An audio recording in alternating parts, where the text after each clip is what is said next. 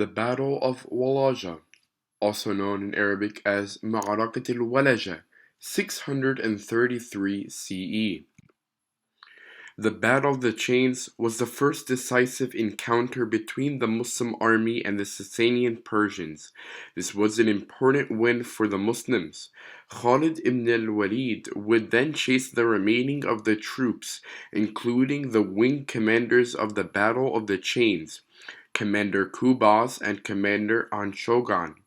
The Persian wing commanders joined Commander Karen, another Persian commander, to fight the Muslims in the Battle of the River. This battle would also favor the Muslims as they were able to defeat the Persian army and defeat all of their commanders. This battle would increase the morale for the Muslim army and make them a formidable force. The remnants of the Sassanians in the Battle of the River would join upcoming confrontations against the Muslim armies. Yazdegerd III was furious when he received the news that his armies were defeated. He was especially disappointed in the loss of his generals. He was not expecting their defeat as they were one of the best in the empire. He understood that he needed to deal with the Rashidun army. He sent letters of recruitments to cities across the empires. The western provinces were occupied with fighting the Byzantine Empire. However, the eastern provinces responded to the letters by sending troops. Yazdegerd's plan was to make two armies from the recruitments. He wanted to create armies to defeat the valiant Muslim forces. He gathered all of the forces in the imperial capital of Ctesiphon. His armies would consist of recruits, Arab allies, and the remnants of the two previous battles. Yazdegerd III made two imperial armies.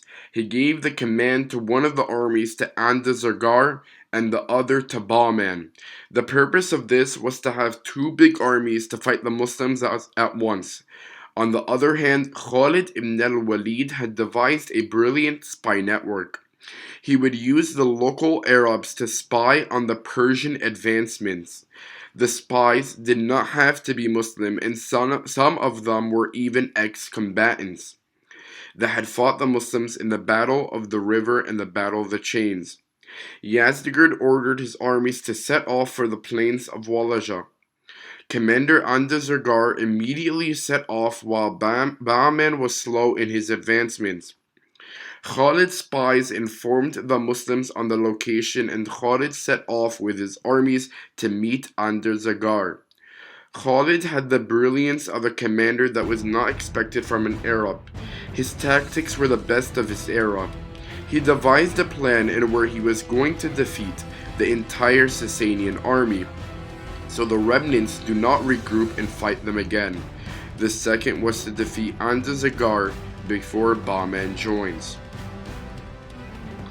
The two armies met in the plains of Walaja.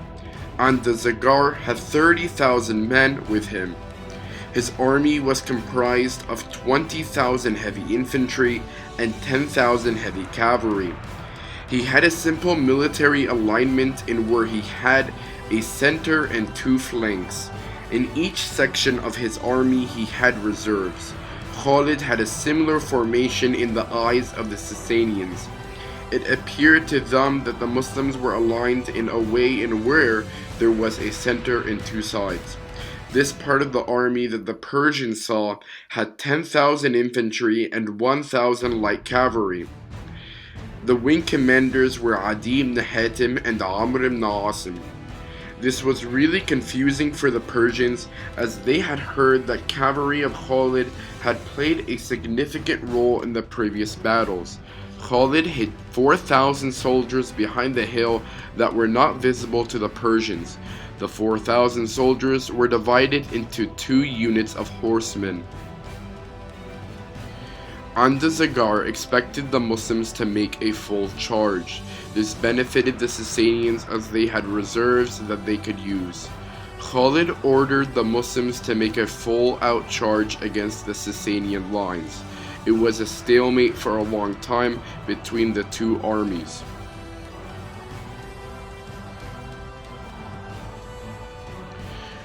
The stalemate went on for a long time. The Sassanians would replace their troops that were fighting the Muslims with fresh reserves. This would keep the morale of their soldiers high. Furthermore, it would also save the lives of the soldiers that were fighting. But they would retract. When Khalid saw what was going on, he ordered a slow retreat. They would keep fighting, but they would retract slowly from the Persian lines.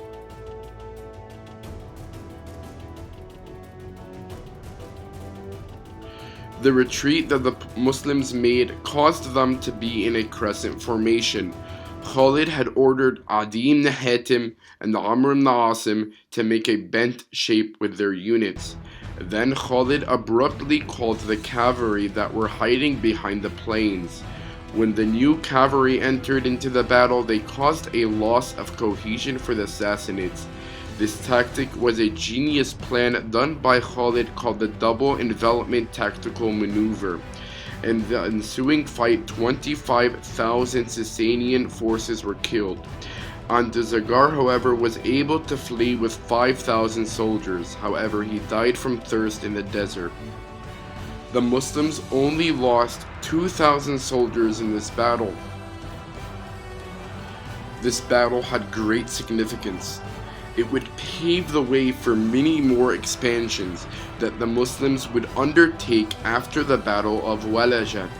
This would lead to many more battles under the Caliph Abu Bakr and his successors. The Battle of Qadisiyah, the Battle of Nahawand, and the Siege of Ctesiphon will all be covered in future videos.